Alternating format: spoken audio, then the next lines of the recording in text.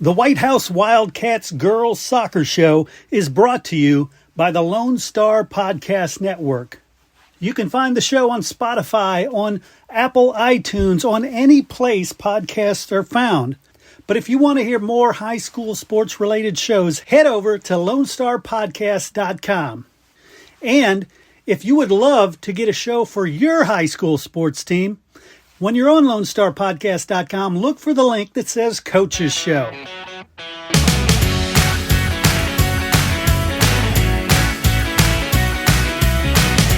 All right, everybody join me in welcoming Coach Aaron Hale from Whitehouse Soccer. Coach, how are you doing today?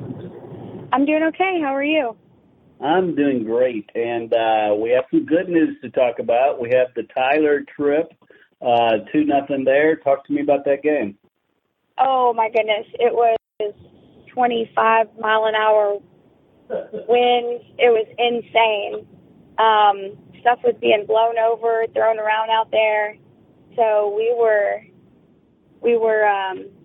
nervous about the conditions, and just to be able to put one away, we felt pretty good about that. It wasn't our best outing, but not a lot of things we could have controlled in that game. Mm. So who stood out in that one? Because, that's pretty awesome that, I guess that both teams had to deal with that wind, but to come away with a 2-0 is a good one. We, let's see, Isabella Benson was the one who put one away, our first one away to put us up. Our keeper Victoria Fishback made an incredible save coming out and clearing it out. Let's see, I think Ella Fishback did a great job in the midfield, as well as Michael Lindsay. Our defense looked really solid that night. It was just a collective effort with everyone, but it was wild there for a little bit. Nice. And then you followed that up with Hallsville, which was a game that, you just, I don't know, it was a real important game, but talk to me about that one. So we actually got up with 28 minutes in the first half, and we scored. Riley Hale made a run out of the back, and Riley Jackson and Riley Hale gave a give and go, and she just put one in with her right foot, and it was beautiful. We got really excited. We sat back. We thought we could waste a little time and play some defense. Hallsville is known for their set pieces and their corner kicks, and we, again, messed up and let them have one, and they made us pay. So the game ended in a 1-1 tie. We were scrambling at the end to try to put another one away. We had an opportunity, and I had a freshman on the field, and she controlled it right in the middle of the box and just kind of played it into somebody's feet instead of putting it away. So right. So for the fans who may have been sitting in the bleachers thinking, why are we playing defensively, playing not to lose instead of to win? What's the argument for why you do that? Well, we are not a very offensive team. We don't have a natural true forward, somebody who's really selfish and really overly confident, and who just has it in their mind that they're going to put it away all the time. Right. I've got a lot of my defensive players scoring, my defensive center mid scores, my center mid scores. We just kind of pass it around. My outside mids put a lot away for us, so it's kind of for us and for me as a coach, I struggle offensively seeing everything that needs to take place in that moment. So we just don't have that natural true forward. to go up there and us be able to put a ball through to her and to just be able to rip it. So in my mind, it was, we got up, let's play smart defense. Yeah. Let's keep it away from giving them a corner kick and set pieces around our goal. Any kind of throw in within 30 yards of the goal, they have a girl that can just chunk the ball. 2 of them, actually. So I thought we were playing smart. You know, when they tied that up, I wish we had all the time back that we originally wasted. Right. So, I mean, rethinking that, maybe should have gotten up 2-0. But in my mind, yeah, for us, we just, against Hallsville plays smart defense, and against a team, Hallsville, I feel like we in Hallsville have very similar styles of play. Mm-hmm. And I didn't feel like another one was going to be easily attainable. Right. So if I had to do it over again, I would have, I don't know that I would have had my freshman in at the same time. I would have, you know, made sure that everyone knew their roles again on corners, which they do. It's just, I've watched film. It's eaten me up all weekend. We just lost our composure, and on corner kicks, you can't afford to lose your composure. You know, you've got to. Everyone, we run a bit of a zone in a corner kick, so everyone has to play their role. It would be like a post player leaving under the basket and just wide open and not, you know, not guarding their man and not worried about a rebound there. And we left our back post wide open for some reason.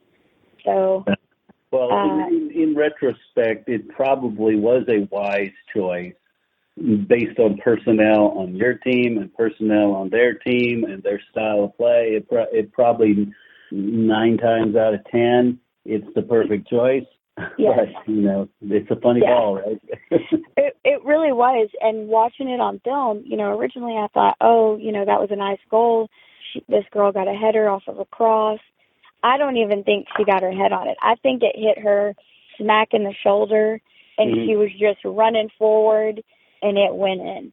And, I mean, who can blame her? She was there. She was doing her job, and we weren't. So it was unlucky for us, but, you know, originally they beat us 2-1, and we came out. We scored first. We held our own without, you know, one of our starting center mids is still out. So I was really proud of the way that probably about 80% of my girls stepped up and played. They played hard. Excellent. Well, you've got 2 games left in the regular season this week. Let's talk about that Texas High road trip and then home against Mount Pleasant. Texas High, traveling to Texas High on a bus from Whitehouse is about 2.5 hours. And we are notoriously bad travelers over an hour and a half. So, you know, they really impressed me at Mount Pleasant, getting ready, getting focused. We had a 3-0 result against them when we went there. So I'm thinking maybe this year they've matured a little bit and they've kind of accepted some growth on their part. Maybe they're taking their naps at a certain time and fueling their bodies, because 2.5 hours on a bus is not ideal right before a game. Sure. But I have confidence that we'll go out and we will play them hard. I mean, Mount Pleasant tied Jacksonville the other night, and so they're clawing their way back up the ranks in this district. We're still all separated by the same amount of points. So it's anybody's, you know, if Tyler High can take care of business against Hallsville, we're looking at second place again. But if not, then we're still desperately fighting for third. So hopefully on the road, take care of Texas High, and then Friday night, last home game, last district game of the season. Hopefully we're ready to play and we come out and we go ahead and put one away early and just keep putting them away. I love that. And hopefully on the Texas High road trip, the girls will step up. They'll realize, look, they don't have to be bad travelers. And get it to where you start telling people, no, we travel really well. I mean, after our performance at Mount Pleasant, I would like to say, yes, we can travel now. But then, that trip to Lufkin, we didn't look so hot. But I feel like other factors were against us there. Yeah. So hopefully we will step off that bus ready to take care of business, locked in and ready to play. Right on. And so finally, Coach, what about the health of the girls? How are you set as far as the roster? We're still missing our attacking center mid. Camden Spearman is still out with a knee injury. She's looking to make her way slowly back into the lineup this week, hopefully. We still have both Rileys are struggling with just chronic pain, but they're so tough. They both fight through it and put in substantial minutes for us and really put in a hard effort every game. I believe Audrey Hall, our center back, is a little beat up, but she also puts in a lot of effort every game and fights through her sprained ankle and her knee pain. So Micah Lindsay is a little banged up, but we're bracing it, we're taping it, we're headed out there ready to go. I love it.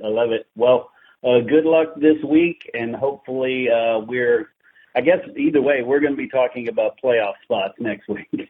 We are, yes, sir. Matches, yeah. Yes, sir.